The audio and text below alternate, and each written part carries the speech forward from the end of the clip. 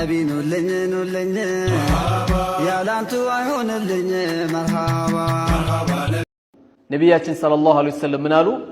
መን ሰለት ኸምሰሃ አሉ አምስት ወቅት ሰላት የሰገደች ወሳመት ሸህረሃ ረመዳንን የጾመች ወአጣት ዘውጀሃ ባሏን የታዘዘች ዩቃሉ ለሃ ለሷ ይባልላታል ኡድኹሊ ግቢ ጀነትን ግቢ ይሏታል ሚን አይ ባቢን ሽእቲ በፈለግሽው በር የጀነት በሮች ስንት ናቸው? 8 ናቸው። በፈለግሽው ግቢ ይሏታል። አንድ ወንድሜን ሐዲስ ሰማና በሆነ አጋጣሚ ከመስጊድ አዳምጣ ስንወጣ ወላሂ ባለቤቴ የጀነት ናት አለኝ። ምንም አልጠራጠርም አለ። ምን ነው ስለው ወላሂ መስክሬላታለሁ አለ። እናቴ ናት እሷ አለ። በቃ መስክሬላታለሁ አለ። ቀድማይ ሞታለች። ቀድሜ በሞት ኖሮ አላቅም አለ። አሁን ግን ቀድማይ ሞታለች። ወላሂ መስክሬላታለሁ አለ። እናት ሳትበላ አትወጣም። ልብስን ሸሚዝ ለብሰ አትወጣም። የእናት ጉዳይ ነው ትለኛለች አለ። አሁን ብዙም ጊዜ የዚህ አይነት መልካም ነገሮች ሲወራ በዚህ ዘመን ፉገራ ይመስላል አይደል? ታዲያ እንዴት ነው ሴቶቹ ጀነት የሚገቡት? የባሏ ጉዳይ ካለ አንዳንድ ትንሽ ወጣ ያሉ ሴቶች አይጠፉም። ሁሉም ግን አይደለም።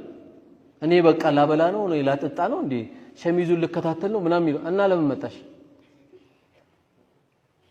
እና በምን በኩል ነው ጀነት የምትገባው? አንዴ ደንብ እያባረረው፣ አንዴ አገር ውስጥ ግቢ ቂብላ እያዞረው፣ አንዴ በራካፋ አካባቢ ሱቁ ጋር ችግር እየፈጠሩበት ይሄ ሁሉ መከራውን አሳልፎ የመጣ ባል እና በምን በኩል ነው ጀነት የምትገቢ? እኔ በቃ ለዚህ ብቻ ነው ማብላት፣ ማጠጣት፣ ማልበስ እና ምንድነው የፈለግሽው? አላህ በማብላት በማጠጣት በመከደምሽ ፍራሽ በመጠበቅሽ ጀነት የምታገኝ ከሆነ ከዚህ በለጠ ላንቺ መታደል አለ እንዴ? የለም እኮ። መርሐባ በዩ ሴቶች በደንብ አዳምጡ። ወላሂ እሺ የሚል ነገር ከለመዱ ጀርባቸው ላይ ሺህ ነገር ባላቸው ይሰጣቸዋል። አንድ እኮ አይደለም ሺህ። እሺ ውስጥ ሺህ ስላለ ከተኮፈሰች እኩል የምታወራ ከሆነች እሺ የሚል ቃል የሚርቃቸው ከሆነ የመኖር ዋስትናዋ ቤት ውስጥ በጣም ከባድ። እሺ ስትል ትገላለች። ንብረት ደብቆኝ ምን ደብቆኝ እያሉ ተረት ከማውራት ሌላ የቀረቀረውን ያመጣልሻል። አንቺ ብቻ እሺ በይ። ሲገባ የራህመት ፊት አሳየው። የታምሽተ ነው አታየው። በሰላም ነው ሐቢቢ ያመሻልኝ እንዲህ ነው የሚጠየቀው። ያለበለዚያ እኮ በቃ የማከላዊ ጥያቄ መሰለ ማለት ነው እኮ። ባልነቱ ራሱ ይጠፋበታል። አይ እንኳን አመሻብሽ ዋናው እንኳን አንተ በሰላም መጣልኝ። ለምንድን ነው የውሸት የሚለቀስ? ዋናው እሱ ቤት በሰላም ገብቶ በሰላም ነው እንዲያመሸው ይባላል። እንዴ ቤት ገብቶ የለ እንዴ አሁን ነገር ስለተፈለገ እንጂ አይባልም። ጀነት ውድ ናት።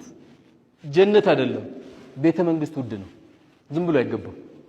በዛ በኩል ማለፍ ክልክል ነው። እስቲ ድረስ ልብ ካለ በራፍ ላይ እግረ ነው ሁለቱም የሚሰባብሩልኝ። ያ አላህ ጀነትም ውድ ነው እህቴ። እሺ በዩ ከፍ ነው የምትይው። ወላሂ ታዘዡ እሺ በዩ ከፍ ነው የምትይው።